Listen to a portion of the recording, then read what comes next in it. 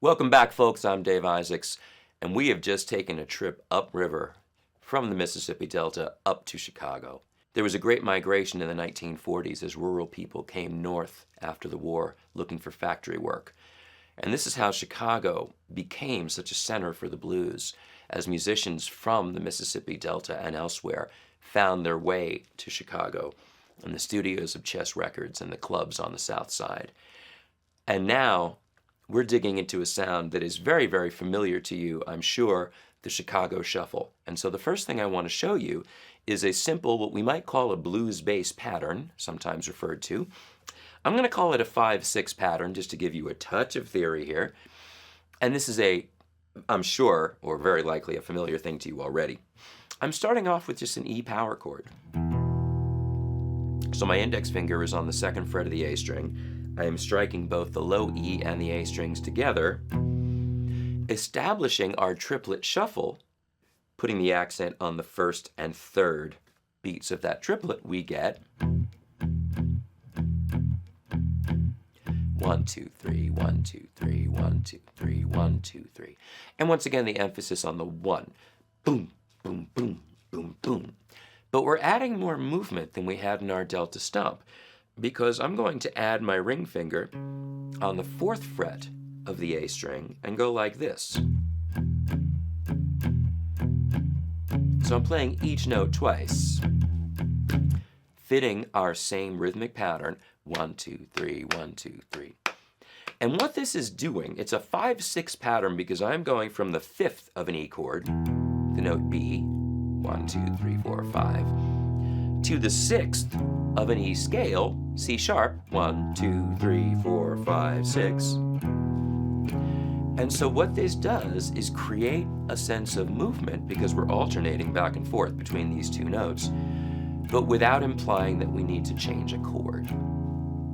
However, we are going to need to change a chord because we are now, unlike in our last exercise, following what we might call a standard 12-bar blues or 1-4-5 progression.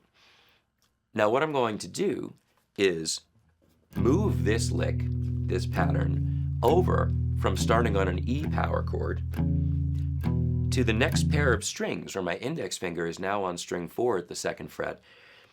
And I'm going to strike strings 5 and 4, and now I have a similar figure, 5th of the scale or of the chord, 1, 2, 3, 4, 5,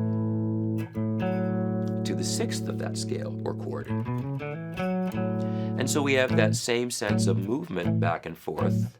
And there's a specific pattern to how we're going to do that. And you're going to come across this 12-bar blues pattern is something we're going to see for the rest of this course now. So I'm going to walk through the pattern. This is, let's call this a standard starting point. And there are many, many, many variations which we'll get into as we go. But watch this.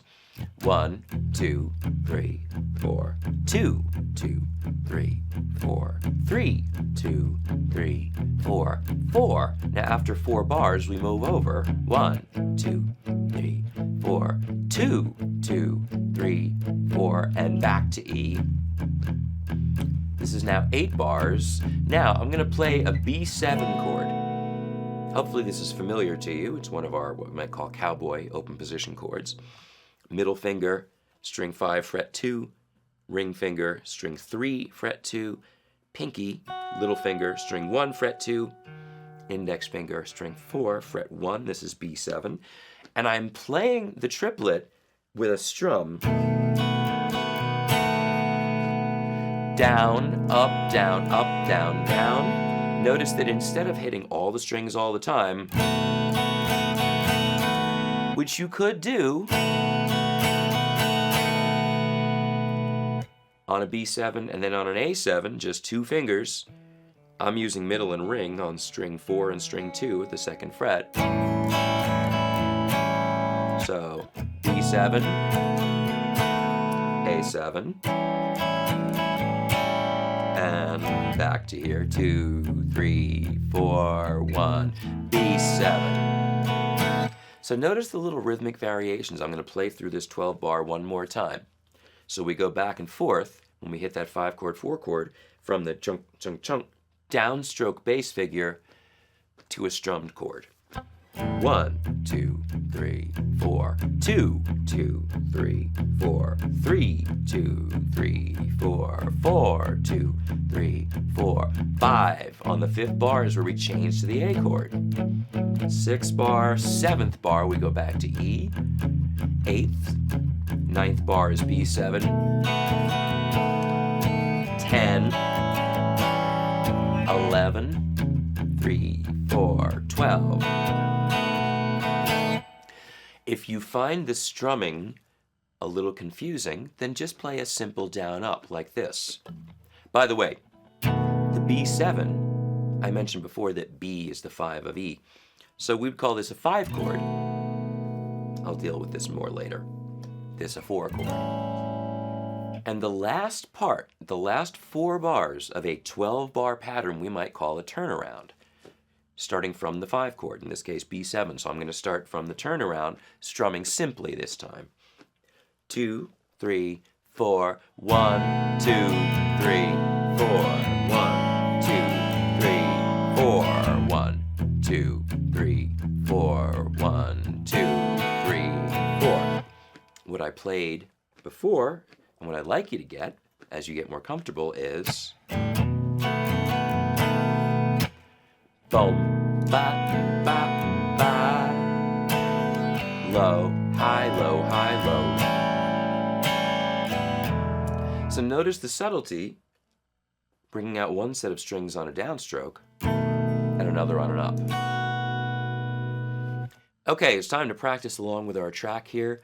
You may just want to concentrate on that 5/6 blues bass part if the B7, A7 throws you off a little bit, but I'm hoping they're familiar chords to you, and you might want to practice the turnaround separately if that's the case. But our goal is to put all these pieces together. Here we go.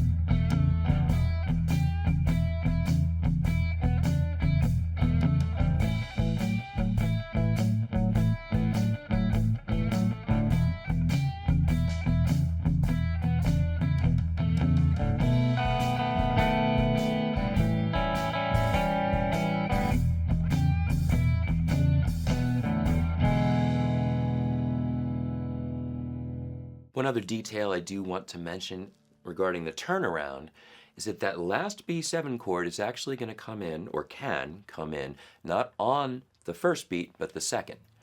1, 2, 3, 4. 1, 2, 3, 4.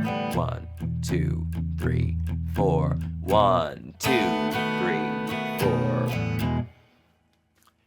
Again, there is lots and lots of variation within the blues genre, and the form itself has lots and lots of variables, but what you just heard is what we might call 12-bar blues 101. And as we continue on, we're going to develop this further.